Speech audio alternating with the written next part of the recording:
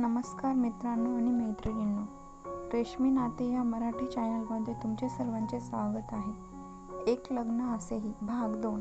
समजले. मग त्याने वैतागत तिचा हात पकडला आणि तिला बाहेर खेचले. तेव्हा कुठे तिला समजले की तो तिला बाहेर येण्यासाठी हात पुढे करत होता. ती सावरत पटकन गाडीच्या बाहेर आली.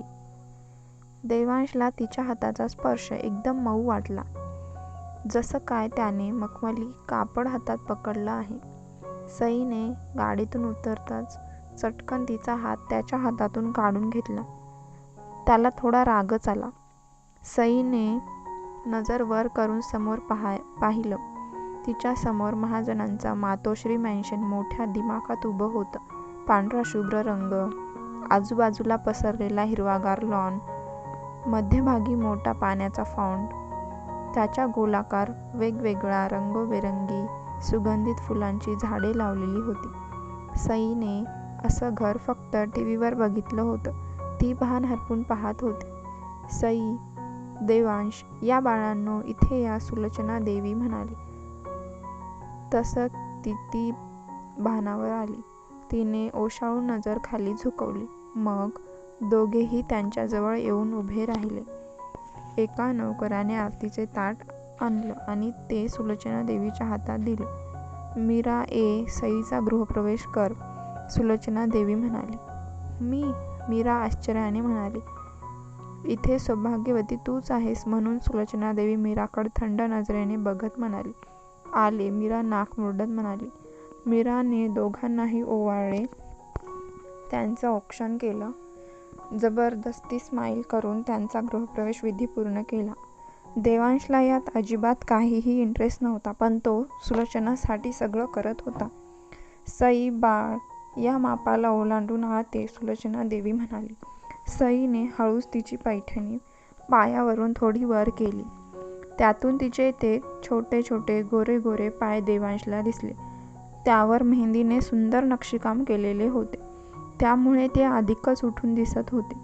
सईने हळूच माप ओलांडले आणि आत प्रवेश केला. तिच्या मागे माया, सुलोचनाने आवाज दिला.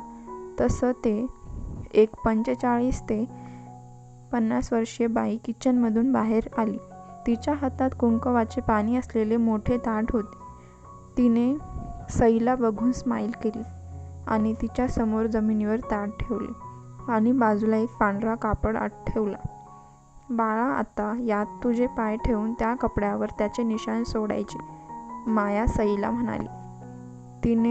सईने तिचे पाय त्या ताटात ठेवून मग बाजूच्या त्या पांढरा शुभ्र कापडावर पायाचे ठसे उमटले.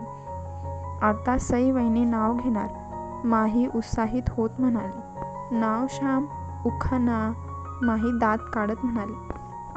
अरे देवा, आता काय उखाणा घेऊ? मी तर कधी या गोष्टीचा विचार केला नाही, सई मनातल्या मनात घाबरून म्हणाली. वहिनी घे ना गं नाव, माही म्हणाली. मला नाही येत नाव, सई भीत भीत म्हणाली. घ्या. नवऱ्याचं नाव पण घेता येत नाही, सोनाली नाक मुरडत म्हणाली. पण वहिनी, ही तर सर्वसाधारण घरातली मुलगी आहे ना, या गोष्टी येत नाहीत म्हणजे कमालच आहे, मीरा हसत म्हणाली. नसेल येत काही हरकत नाही, सई बाळा तू अशी साधं नाव घे, सुलोचना देवी म्हणाल्या. त्यावर सईला जरा बरं वाटलं.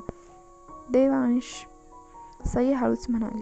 तिच्या तोंडून त्याचं नाव ऐकताच देवांशला एकदम अंगावर काटा आला. तिचा आवाज इतका नाजूक आणि सुंदर होता की तिच्या तोंडून त्याचं नाव एखादा संगीतातील राग निघावा असं निघालं. नकळत त्याच्या ओठाच्या कडा हलक्याच रुंदावल्या, ज्या कदाचित त्यालाही जाणवल्या नाही. बाई आता तू, माही म्हणाली. व्हॉट? देवांश म्हणाला. देवांशने माहीला रोखून बघितलं. सॉरी, माही म्हणाली. चला आता थोडा आराम करा, सुलोचना म्हणाली. सगळे मेन हॉलमध्ये येऊन बसले. राजू, देवांशने राजूला आवाज दिला आणि राजू त्याला त्याच्या रूममध्ये घेऊन गेला. माही, जा बाळा, वहिनीला घेऊन तुझ्या रूममध्ये जा, सुलोचना देवी म्हणाल्या. तिच्या रूममध्ये का? सोनाली म्हणाली. आजच्या दिवस फक्त, उद्यापासून ती देवांशच्या रूममध्ये राहील, सुलोचना देवी म्हणाल्या.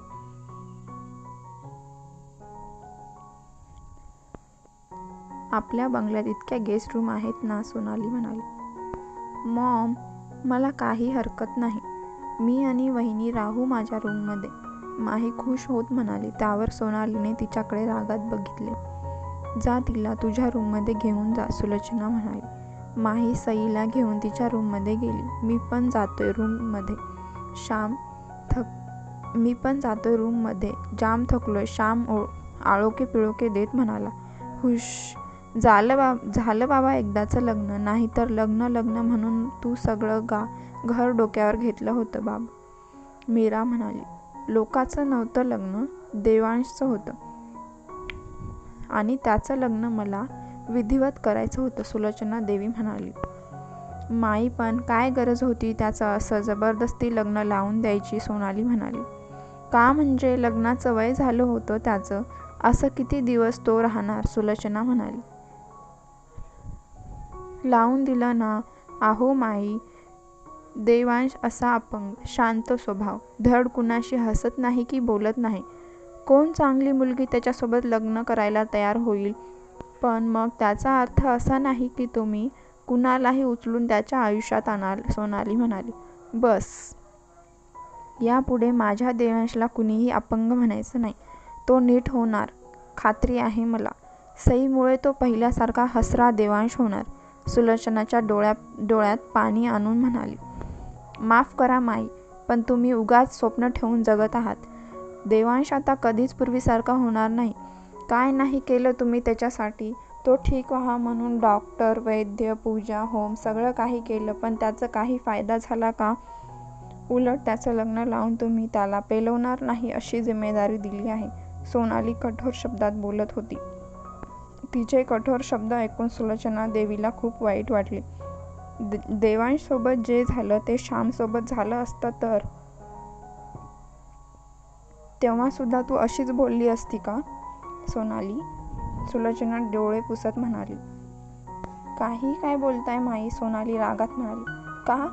श्यामने तुझ्या पोटून जन्म घेतला आहे आणि देवांशने नाही, म्हणून त्याबद्दल असा विचार करतेस. देवांश तुझा सावत्र मुलगा म्हणून तू कधीच त्याला जवळ केलं नाहीस, सुलोचना आता तिला करार उत्तर देत होती.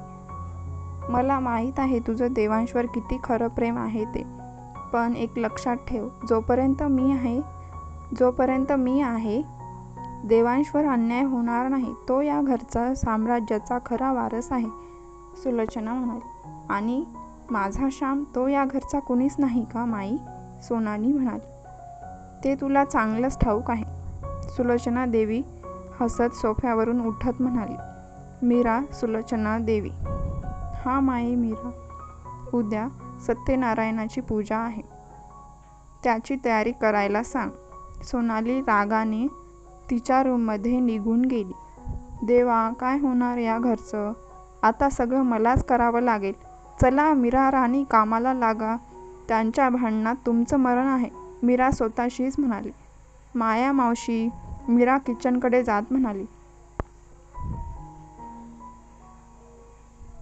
का केलं असेल सईने एका अपंग मुलाशी लग्न? अशी कोणती मजबुरी होती तिची? पाहूया पुढील भागात. हा भाग कसा वाटला कमेंट करून नक्की सांगा.